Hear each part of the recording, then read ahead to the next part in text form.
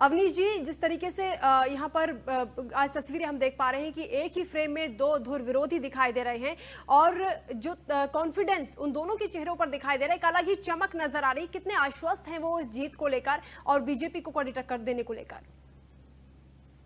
देखिए, एक मजबूत विकल्प के तौर पर तो मायावती और अखिलेश अब उत्तर प्रदेश की राजनीतिक माहौल में सामने आ ही चुके हैं। और सबसे बड़ी बात यह है कि जिस तरह से समाजवादी पार्टी और बीएसपी ने अपना गठबंधन आगे बढ़ाया है, जिस तरीके से वो लगातार चरणबद्ध तरीके से, योजनाबद्ध तरीके से अपनी बातों को सामने रख रहे हैं, कोशिश यही हो रही है। क्योंकि मायावती और अखिलेश यादव की सबसे बड़ी चिंता है कि जो मैसेज वो उत्तर प्रदेश की जनता को, पूरे देश की राजनीति को देना चाहते हैं, वो मैसेज तभी सामने जाएगा जब परिणाम में ज्यादा से ज्यादा सीटें सामने आएंगी। दरअसल उत्तर प्रदेश में बीएसपी का जो वोट बैंक है उसको काफी वोट बैंक माना जाता है और माना जाता है कि सॉलिड वोट बैंक जिसके भी खाते में जाएगा उसको बड़ी चुनावी सफलता मिल सकती है। हालांकि जिस तरीके से मतदान का प्रतिशत बढ़ा है खासतौर पर देश की राजनीति में, उसके बाद से जो फिक्स वोट बैंक वाली पार्टियां हैं उनको काफी नुकसान इस नाते हुआ है क्योंकि वो अपना वोट बैंक नहीं बढ़ा पाई। ऐसे में राष्ट्रीय पार्टियों को इसका फायदा चुनावी तौर पर, खासतौर पर लोकसभा चुनाव में जरूर होता आया है। जिस तरह की राजनीतिक परिस्थितियां बदली हैं उत्तर प्रदेश में, समाजवादी पार्टी और बीएसपी ने इसीलिए अपने वोटों को बंटने की बजाय एकजुट करने के लिए समझौता किया है। अब उत्तर प्रदेश में जिस तरीके से लोकसभा चुनाव आगे बढ़ेंगे, जो दिखाई पड़ रहा है वो दो तरह की तस्वीरें हैं। एक तस्वीर वो जो पर्दे के सामने दिखाई देगी, एक तस्वीर वो जो पर्दे के पीछे होगी। यानी राजनीति दो स्तर पर होगी। मुख्य लक्ष्य ये होगा कि बीजेपी को मात दी जाए, चाहे उसके लिए कांग्रेस के साथ टेक्टिकल अलायंस किया जाए, यानी कांग्रेस पार्टी को बावजूद इसके कि गठबंधन से बाहर रखा जाए, लेकिन एक अंडरस्टैंडिंग कांग्रेस पार्टी के साथ रहेगी। और उसका इशारा बीएसपी सुप्रीमो और अखिलेश यादव की जो प्रेस कॉन्फ्रेंस हुई थी ताज होटल में, उसमें भी साफ तौर पर दिखाई पड़ा था कि ये कहा गया था कि अमेठी और रायबरेली की सीटों पर गठबंधन अपने प्रत्याशी नहीं उतारेगा। यानी एक रास्ता खुला रखा गया है दोस्ती का भी, और वो इस ओर इशारा करता है कि कहीं ना कहीं आने वाले समय में कांग्रेस पार्टी के साथ इस गठबंधन का जुड़ाव हो सकता है। वो सिर्फ चुनाव के आधार पर नहीं, चुनाव के बाद भी की भी जो चुनावी परिस्थितियां होंगी, राजनीतिक परिस्थितियां होंगी, उन परिस्थितियों में भी ये समझौता आगे चल सकता है। और शायद इसी का रास्ता खोलने के लिए कांग्रेस अध्यक्ष और जो यूपीए की चेयरपर्सन है सोनिया गांधी, दोनों की ही सीटों पर जो है उम्मीदवार न उतारने का फैसला किया गया है। अब टेक्टिकल अलायंस में उम्मीदवारों की फील्डिंग, जो कांग्रेस पार्टी के बड़े बड़े नेता हैं, अलग अलग सीटों पर चुनाव लड़ रहे हैं, वहां किस तरह के उम्मीदवार पार्टियां उतारेंगी, इन तमाम विषयों पर भी चर्चा इस वक्त चल रही है। और मेरी जानकारी है कांग्रेस पार्टी के भी कई सारे सीनियर नेता, बीएसपी और समाजवादी पार्टी के भी सीनियर नेता कई दौर की बातचीत में एक दूसरे के साथ बैठ चुके हैं। जी अवनीश जी, एक त्रिकोणीय मुकाबला इस बार देखने को मिल सकता है क्योंकि एक तरफ सपा बसपा का गठबंधन हुआ है, दूसरी तरफ कांग्रेस भी अन्य दलों को शामिल करने के लिए अलग गठबंधन बना रही है। ऐसे में कितनी मुश्किलें बीजेपी के लिए हो सकती हैं और चारों तरफ से घेरने की कोशिश की जा रही है? देखिए, बीजेपी के लिए टफ टास्क तो है ही, क्योंकि उत्तर प्रदेश में उसकी सरकार है, केंद्र में उसकी सरकार है।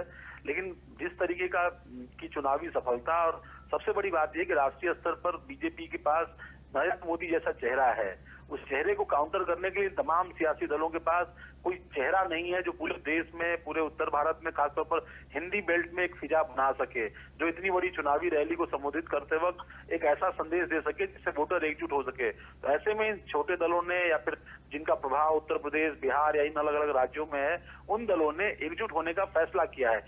यही फैसला कहीं ना कहीं इनकी कॉन्फिडेंस में होने की वजह बन रहा है। यही वजह है कि दोनों के चेहरे पर मुस्कान दिख रही है। आज जन्मदिन को भी लेकर के जिस तरीके से अखिलेश यादव भेंट करने गए जब मायावती से, उस वक्त भी सीधे तौर पर ये जो समीकरणों की मजबूती है वो उन दोनों नेताओं के चेहरे पर दिखाई पड़ रही थी। दिखाई पड़ रहा था कि किस तरीके से इनके एसोसिएशन से विपक्ष, यानी बीजेपी हो या दूसरे और राजनीतिक दल हो, उनमें खलबली मची हुई है। तमाम सारे ऐसे नेता जो बीजेपी से जुड़े हुए हैं, चाहे वो लोकसभा के सांसद हों, राज्यसभा के सांसद हों या विधायक भी हों, जो सरकार में मंत्री भी हों, वो भी लगातार गठबंधन को बधाइयां दे रहे हैं, इनके नेताओं को बधाइयां दे रहे हैं, मिलने की कोशिश कर रहे हैं। टिकट को भी लेकर के कई सारे नेताओं ने मुलाकात की। आपको पता होगा डुमरियागंज, इलाहाबाद और भी कई जो है सीटों से आने वाले बीजेपी के सांसदों ने अखिलेश यादव को टेलीफोन करके उनको बधाई दी। इसके अलावा बीएसपी सुप्रीमो से भी, ठीक है अवनीश जी, हमारे साथ कमेटी में शामिल हुए बने थे। हुए हैं अक्षय राय जी भी पॉलिटिकल एडिटर न्यूज रूम से। और अक्षय जी, मैं आपके पास आना चाहूंगी, जिस प्रकार से क्षेत्र दलों का जो महत्व देखा है अखिलेश यादव ने, और उनका ये कहना था कि क्षेत्र दलों को एकजुट करके ही बीजेपी आगे बढ़ी, उसी प्रकार से हम भी बढ़ेंगे। हालांकि इससे पहले उन्होंने राहुल गांधी के साथ गठबंधन करके एक टेस्ट भी किया था, लेकिन वो टेस्ट फेल हो गया। इस बार जो ऑलरेडी टेस्टेड इनकी स्ट्रेटजी है, इससे पहले भी सपा बसपा का जो गठबंधन हुआ था, पहले भी जीत हासिल की थी, उसी को एक बार फिर से दोहराने की कोशिश की जा रही है। देखिए, निश्चित रूप से 94 का देखा है जिस तरह से सपा बसपा ने गठबंधन किया था, तो किस तरह से वहाँ पर राजनीति सफल हुई थी। साफ तौर पर था कि बीजेपी ने वहाँ पर मात खाई थी और एक बार फिर से अखिलेश यादव और मायावती साथ आए हैं। उनको भी यही उम्मीद है कि जो समीकरण 1994 में था वो 2019 में सफल हो सकता है। यही वजह रही है कि मायावती और अखिलेश लगातार दोनों एक दूसरे के संपर्क में हैं। कुछ दिन पहले प्रेस कॉन्फ्रेंस की और आज जिस तरह से मुलाकात की है, मायावती ने जिस तरह से निशाना साधा है, साफ तौर कहा कि देश हित में ये फैसले लिए गए हैं गठबंधन को लेकर के, और आने वाले समय में इसका असर भी देखने को मिलेगा देश की राजनीति में। साफ तौर पर है कि यूपी की राजनीति जो है दिशा और दशा तय करती है देश की। 2019 लोकसभा चुनाव काफ़ी महत्वपूर्ण होने जा रहा है, न सिर्फ मोदी के लिए बल्कि अन्य विपक्षी दलों के लिए भी। सपा बसपा भी इसे सोते नहीं है, ये मायावती और अखिलेश दोनों बखूबी जानते हैं। और जातिगत समीकरण जो है यूपी का कुछ ऐसा है कि बीजेपी ने पिछली बार सभी जातिगत समीकरणों को ध्वस्त कर दिया था।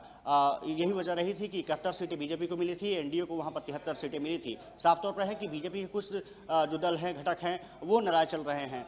बिल्कुल अक्षय जी, एक कड़ा मुकाबला इस बार बीजेपी के लिए होने वाला है और दिलचस्प होगा ये देखना कि त्रिकोणीय ये जो मुकाबला होने वाला है कितना कड़ा जो टक्कर है वो बीजेपी को देगा। और बहुत शुक्रिया आपका अक्षय राय जी, पॉलिटिकल एडिटर हमारे साथ जुड़े, और अवनीश विद्यार्थी जी, एग्जीक्यूटिव एडिटर भी हमारे साथ जुड़े।